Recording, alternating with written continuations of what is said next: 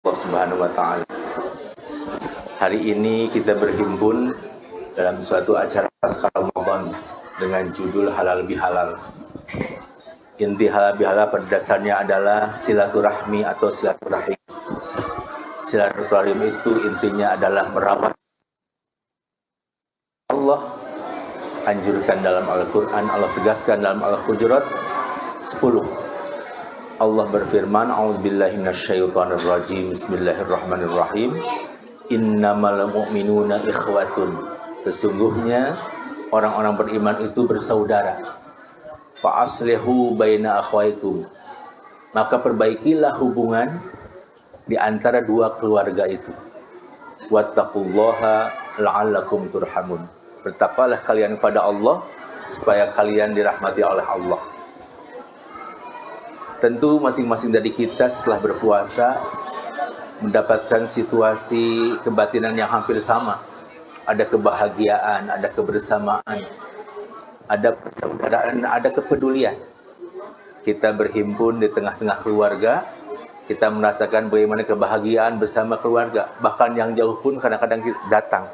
Yang selama ini kita berpisah jauh, ada yang tugas di luar kota, tapi sekitar Ramadan tiba, kemudian berpuasa dan diakhiri dengan Idul Fitri, maka suasana Idul Fitri biasanya disertai dengan kumpulan keluarga yang penuh dengan persaudaraan, penuh dengan kebersamaan.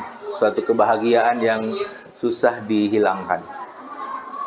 Dan ini memang harus selalu dijaga, selalu dirawat. Karena tidak mungkin sebuah rumah tangga yang aman, yang di dalamnya ada kasih sayang, tanpa ada rasa persaudaraan, tanpa merawat persaudaraan. Tidak mungkin sebuah masyarakat akan hidup damai dengan penuh kasih sayang tanpa anggota keluarga yang di dalamnya merawat kebersamaan, merawat persaudaraan. Tak mungkin kita membangun sebuah negeri andaikan masyarakatnya tidak merawat kebersamaan dan persaudaraan. Karena itu ini momen yang sangat penting bagi kita, walaupun halal bihalal diadakan 1 tahun 1 kali, maka mudah-mudahan memberikan warna dalam kehidupan kita sesudah Ramadan berlalu dan kita menatap ke depan setelah Idul Fitri. Bapak Ibu yang rahmati Allah Subhanahu wa taala, tujuan dari puasa itu dalam Al-Quran disebutkan la'allakum tattaqun. Menjadikan orang puasa itu bertakwa. Boleh jadi hasil dari puasa itu tidak sekaligus kita ini menjadi orang yang takwa. Kita perlu berapa kali buat puasa sehingga kita menjadi orang yang selalu menuju kesempurnaan, menjadi orang yang takwa. Karena itu kata yang digunakan oleh Allah bentuknya fi'il mudhari, tattaqun, tidak muttaqin misalnya, isim jamid ya. Tapi tattaqun, berproses untuk selalu menjadi orang takwa.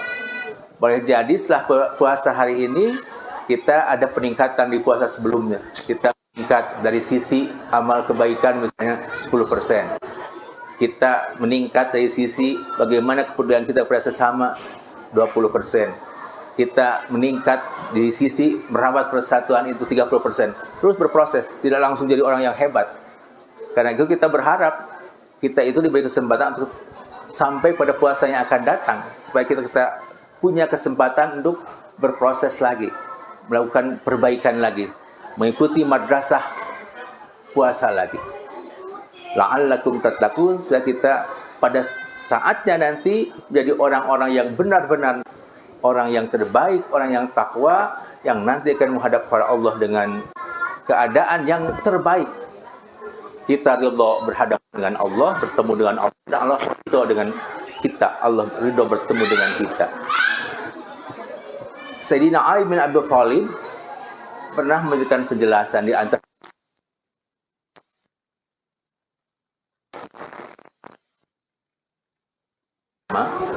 kriteria orang yang takwa itu al-khaufu minal jalil, punya rasa takut kepada Allah.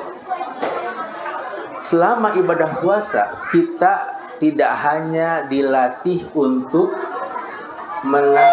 menahan lapar dan dahaga saja. Kita tidak hanya dilarang oleh Allah untuk menahan diri dari melakukan hal-hal yang halal. Kita kan tidak boleh makan, padahal makan itu halal. Kita tidak boleh minum, padahal minum itu halal. Kita itu pun halal. Kita tidak cukup dari itu, kita juga harus menjaga diri dari perbuatan dosa. Nah, kita selama puasa kita harus selalu takut kepada Allah untuk melakukan dosa. Karena bisa jadi dengan perbuatan dosa itu, amal kebaikan kita menahan hawa nafsu, tidak makan, tidak minum, tidak melakukan hubungan sama istri itu, menjadi punya nilai di hadapan Allah Subhanahu wa Ta'ala. Karena ketika kita berpuasa bisa menahan diri dari hal yang halal, tanpa kita bisa menahan diri dari hal yang haram, puasa kita tidak akan bermakna apa-apa di hadapan Allah Subhanahu wa Ta'ala. Karena itu Rasul berpesan jauh sebelum kita berpuasa dengan sabdanya, rubba shaimin laisa lahu min siyamihi illal ju' wal atas. Banyak orang yang berpuasa tapi tidak dapat apa-apa dari puasanya, hanya sekedar merasakan lapar dan haus belaka. Tentu kita ingin puasa kita bernilai. Karena itu ketika kita berpuasa bisa menahan dari hal yang halal, bahkan bisa menahan diri dari hal-hal yang haram, maka setelah berpuasa pun kita harus berupaya untuk membatasi dari hal yang halal dan selalu berusaha menjauhi dari perbuatan-perbuatan yang haram, perbuatan maksiat, perbuatan durhaka, supaya kita pada saat nanti menghadap Allah SWT, kita sedang dalam ketaatan, berada dalam keadaan husnul khotimah. Kemudian ciri orang yang takwa, kata Ali bin Abi Thalib, adalah al-amalu bit tanzil, mengamalkan Al-Quran. Tentu sebelum mengamalkan, kita ini harus membaca. Karena itu amal ibadah yang baik yang dilakukan pada saat kita berpuasa adalah tadarus membaca Al-Quran. Rasul pun pada saat berpuasa gemar membaca Al-Quran. Saya khawatir di antara jamaah Abror ini ketika berpuasa bisa yang membaca Al-Quran itu khatam sampai 2-3 kali khatam. Tapi setelah berpuasa Al-Quran tidak dibuka lagi. Nanti dibuka lagi, dilihat lagi pada satu hari menjelang puasa Ramadan yang akan datang. Bahaya gitu. Di Al-Quran itu bulukan gitu. Padahal kata Nabi, afdalul a'mal adwamuha wa in qalla. Amal ibadah yang paling utama itu continue walaupun hanya sedikit. Dengan kata lain, daripada kita dalam satu bulan itu berpuasa bisa khatam Al-Quran 3 kali full, itu masih lebih baik kita membaca Al-Quran biasa-biasa setelah Ramadan 1 ayat 1 hari ya. Daripada 3 kali khatam satu puasa tanpa baca lagi setelahnya. Kita baca lagi Ramadan yang akan datang. Lebih baik continue sedikit demi sedikit, hari demi hari di luar bulan Ramadan. Continue, itulah yang dinilai oleh Allah sebagai amal ibadah yang utama, walaupun sedikit. Kalau one day one juz, 1 hari 1 juz luar biasa bagus. Kalau tidak mampu, tidak apa-apa, one ruku' one juz. Oroji ya. 1 ruku' itu 1 ain ya. 1 ain kita baca dalam kemudian 1 hari. Atau kalau tidak mampu 1 ayat. One day one ayat. Odai ya. Odoi. 1 hari 1 ayat saja. Karena diharapkan ya, setelah kita membaca, kita bisa berusaha memahami kandungan Al-Quran. Jadi kalau kajian-kajian yang disajikan oleh Abror ini pada dasarnya itu ingin mengajak kita jamaah Abror ini untuk dekat dengan Al-Quran, mengkaji Al-Quran dari berbagai sisi.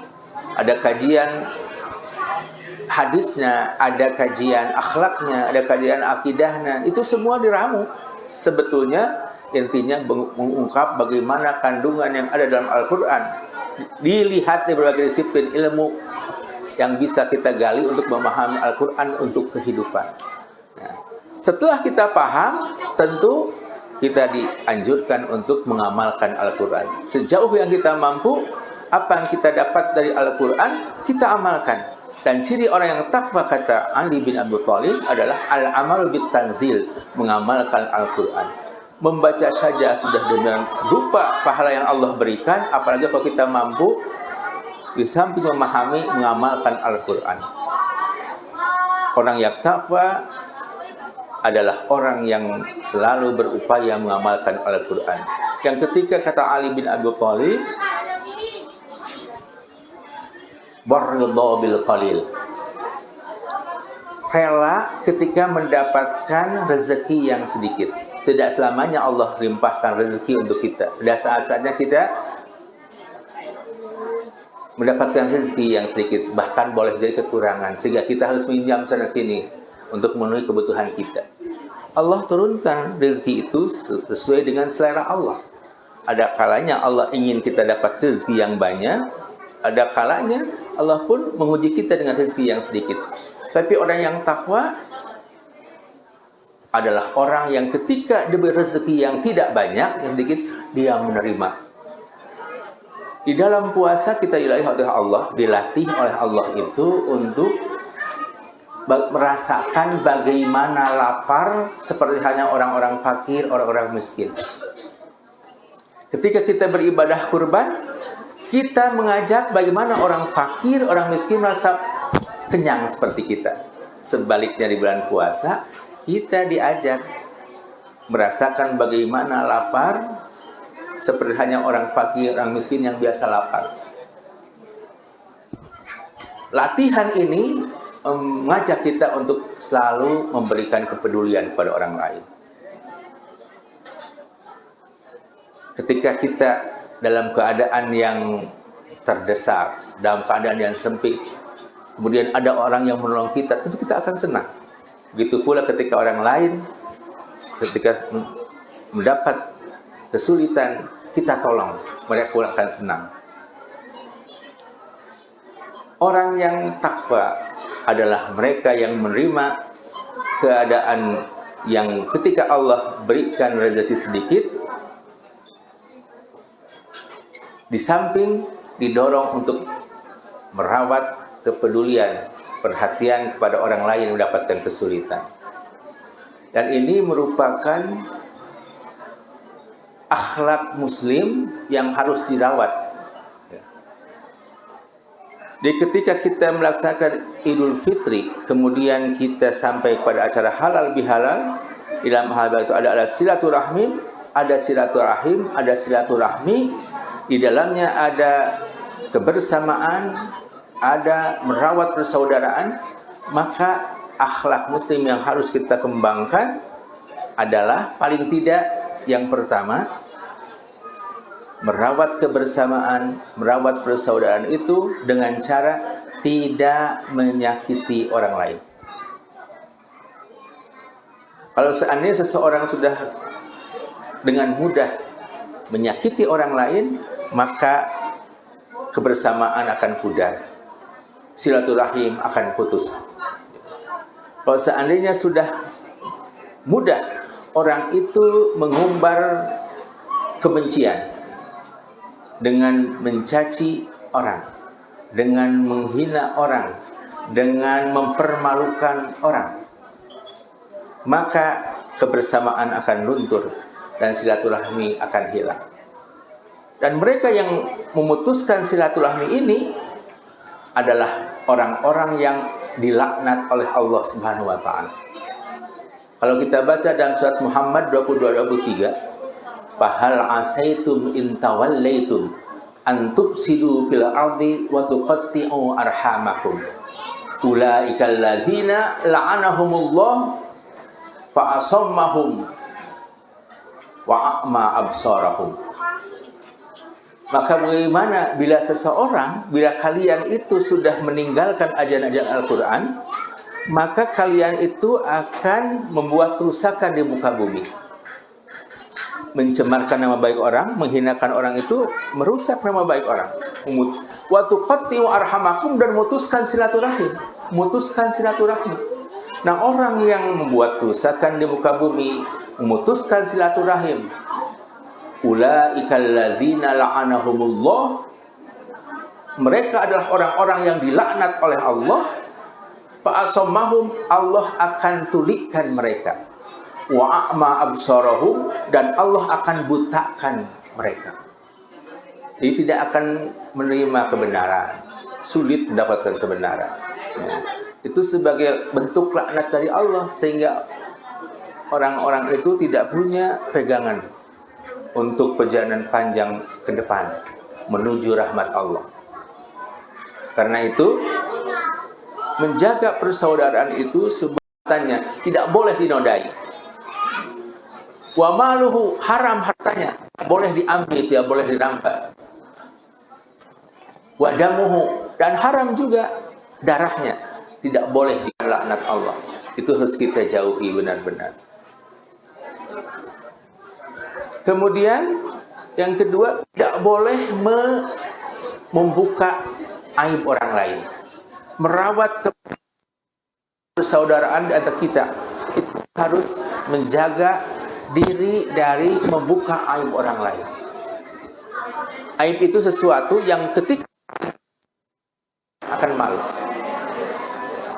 Ketika kita melakukan aib, ketika celah ada kita, celah atau aib ada dalam diri kita, maka celah itu tidak ingin malu. Jangan-jangan kemuliaan yang kita miliki hari ini, pujian-pujian orang yang sampai pada kita pada hari ini, boleh jadi bukan karena amal saleh kita, boleh jadi bukan karena amal baik kita, tapi karena memang Allah sayang kita, menutupi aib kita.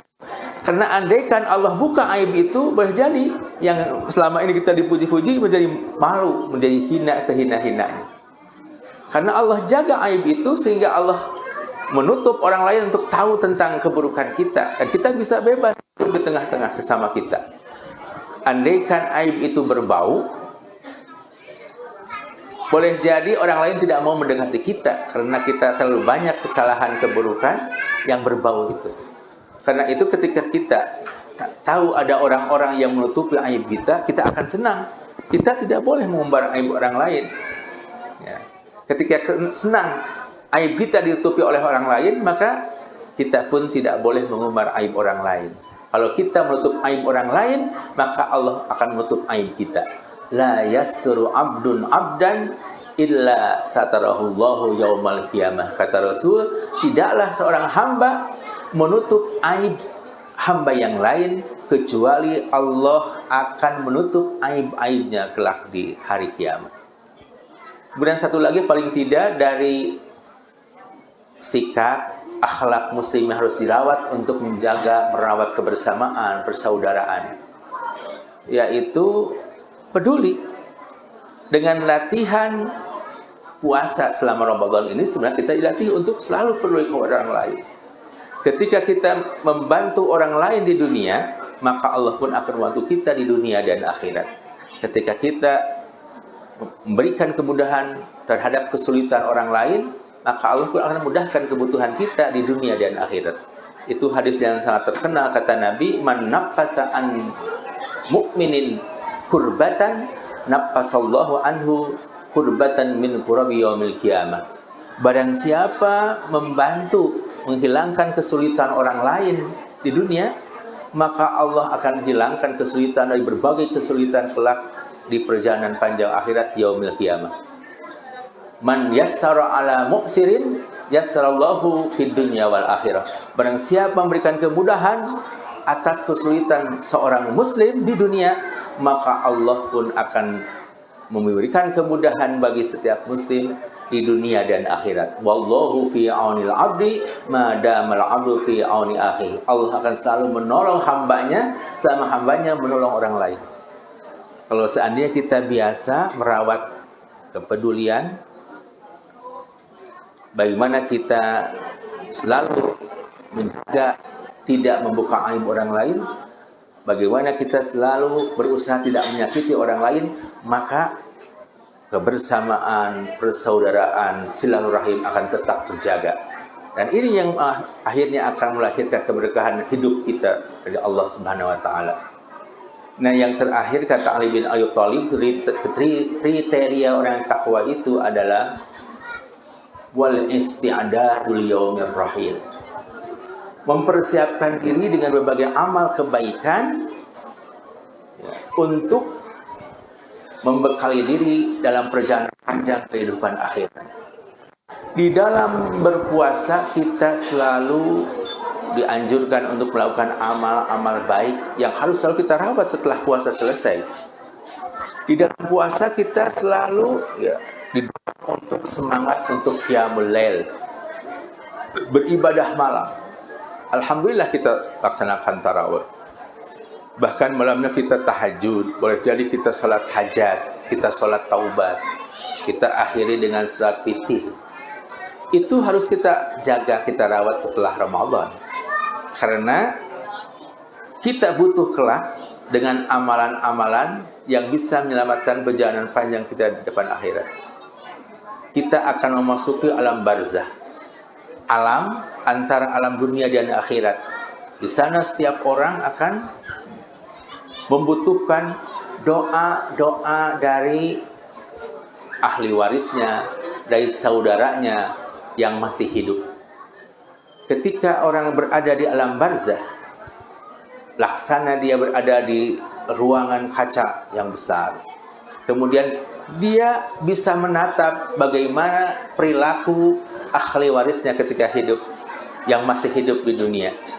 Ketika kita masih hidup sebagai orang tua, bagaimana kita senang ketika anak-anak kita itu hidup rukun, damai, tepasaya, tidak berselisih. Begitu pula ketika di akhirat kita berada, kita bisa menatap orang-orang yang masih hidup, anak-anak kita yang rukun, yang damai, tidak berselisih. Tentu yang di alam akhirat itu akan merasakan senang dengan keadaan orang-orang yang hidup di dunia. Bagaimana orang-orang yang ada di alam barzah nanti ketika menatap, melirik. Nah, mereka bisa melihat orang-orang yang masih hidup, perilaku orang-orang yang hidup. Ingat, ketika mati itu bukan berarti tidak hidup ya. Hanya perpindahan alam saja. Oke? Masuk ke alam barzah. Jadi mereka memperhatikan keadaan orang yang masih hidup. Bagaimana senangnya mereka ketika misalnya anak-anak itu mendoakan orang tuanya, memohon ampun, istighfar pada Allah untuk orang tuanya, membacakan surat Yasin, atau salat kemudian sedekahkan untuk atas nama orang tuanya, atau mengeluarkan rezeki bersedekah kepada orang lain yang atas nama orang tuanya, akan terus mengalir.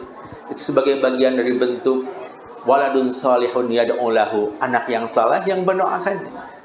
Bagaimana orang-orang yang masih hidup menciptakan sebuah amal yang punya nilai positif untuk diikuti oleh orang-orang. Kebaikannya itu yang akan terus mengalir pada orang-orang yang ada di alam kubur, dan itu sebagai bentuk bagian dari kesalehan yang akan terus sampai mengalir. Andaikan di alam dunia ini kita tidak memperbanyak amal, maka jangan harap kelak di alam barzah, apalagi menghadapi perjalanan panjang akhirat, kita itu akan ada yang menolong. Karena itu qiyamul lail yang biasa kita lakukan, rawat setelah kita Ramadan usai. Bahkan ketika bulan Ramadan kita terbiasa bangun sahur, lakukan juga bangun sahur itu ketika di luar puasa. Walaupun kita tidak akan melakukan puasa, tapi kita manfaatkan sahur itu untuk berdoa dan beristighfar kepada Allah. Karena waktu sahur itu termasuk waktu istimewa, sepertiga malam terakhir yang Allah istimewakan bagi siapa saja hambanya. Hal min taibin, hal min mustaghfirin, hal min talibi hajatin ta'unilahul matalib. Kata Allah, siapa saja yang bertobat, aku akan terima tobatnya. Hal min mustaghfirin, siapa saja yang mohon ampun kepadaku, kata Allah, maka aku akan memaafkan dosa-dosanya. Hal min talibi hajatin ta'unilahul matalib. Siapa saja yang meminta apapun padaku, kata Allah, pada saat sahur, sepertiga malam terakhir, aku akan perkenankan semua permintaannya. Karena itu dalam hadis riwayat Ibnu Umar ada sebuah hadis, innallaha wa malaikatahu yusalluna 'alal mutasahhirin. Allah dan Rasulnya itu bersolawat kepada orang-orang yang bangun sahur. Hanya makan, persiapan untuk puasa. Tapi juga memanfaatkan waktu sahur itu untuk berdoa dan beristighfar. Allah bersalawat dalam artian memberikan afwu wal maghfirah, pemaafan dan ampunan atas dosa-dosa. Malaikat bersalawat dalam pengertian al-istighfar berdoa.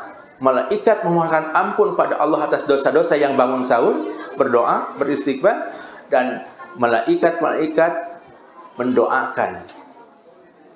Setiap permintaan yang dilakukan dimohonkan oleh setiap orang yang bangun sahur.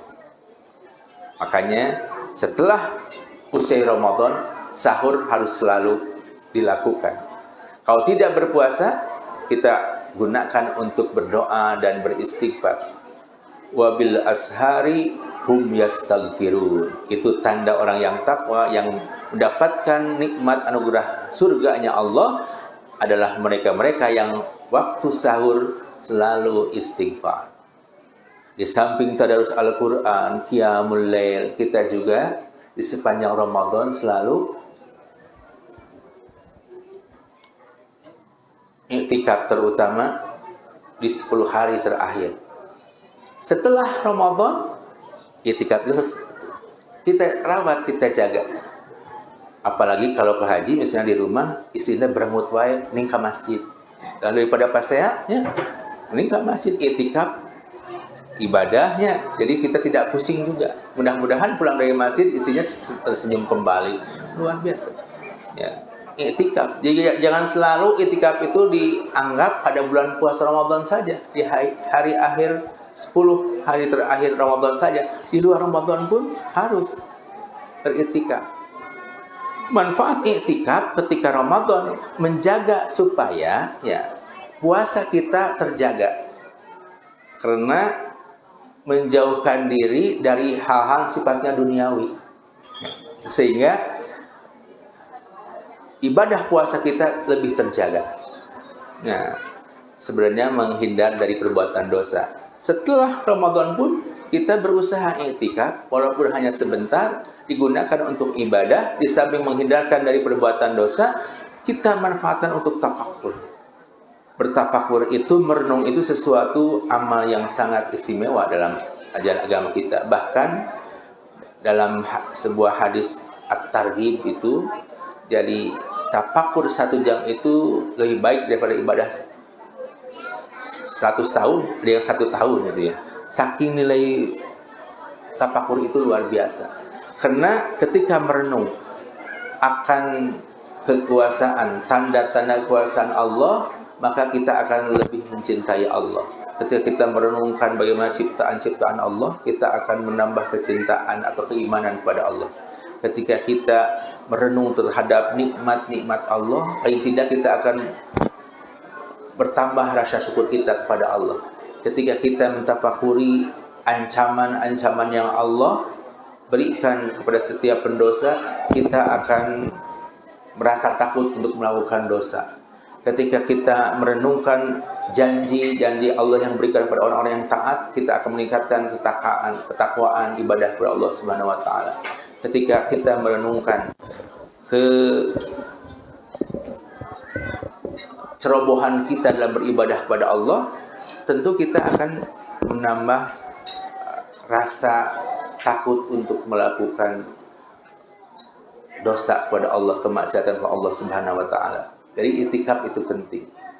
Nah, ketika kita Ramadan didorong untuk melakukan amal yang banyak, di samping qiyamul lail, kemudian puasa, kemudian i'tikaf, kemudian tadarus Al-Qur'an. Itu amal-amal yang harus kita perbanyak karena kita perlu untuk mempersiapkan diri di perjalanan panjang akhirat. Kalau kita rajin baca Al-Quran saja, kita tidak perlu takut ketika kita nanti berada di alam kubur. Ketika kita rajin baca Al-Quran, kita tidak takut ketika kita nanti menempuh perjalanan panjang akhirat. Ketika dibangkitkan dari alam kubur, ketika kita buku catatan amal, ketika kita menghadap Allah, dan itu pardan sendiri-sendiri untuk dihisab. Kemudian kita menghadapi jembatan Shiratal Mustaqim, ketika menghadapi mizan ditimbang amal kebaikan. Kita tidak perlu takut, kita tidak perlu khawatir, karena Rasul iqra'u al-Quran syafi'an lahu. Bacalah Al-Quran, karena dengan baca Al-Quran kelak Al-Quran bukan hanya penerang, tapi juga sebagai syafiat, memberi penolong di perjalanan panjang yaumul qiyamah. Bapak Ibu yang dirahmati Allah, mudah-mudahan hari ini kita hadir dalam acara halal bihalal, kita bisa mengenang kembali amal-amal kebaikan yang kita lakukan selama Ramadan ini. Mudah-mudahan bisa diteruskan, dilanjutkan setelah Ramadan usai, sehingga kita punya bekal yang banyak ketika kita menghadap Allah Subhanahu wa taala, menghadapi perjalanan panjang di hari akhirat kelak.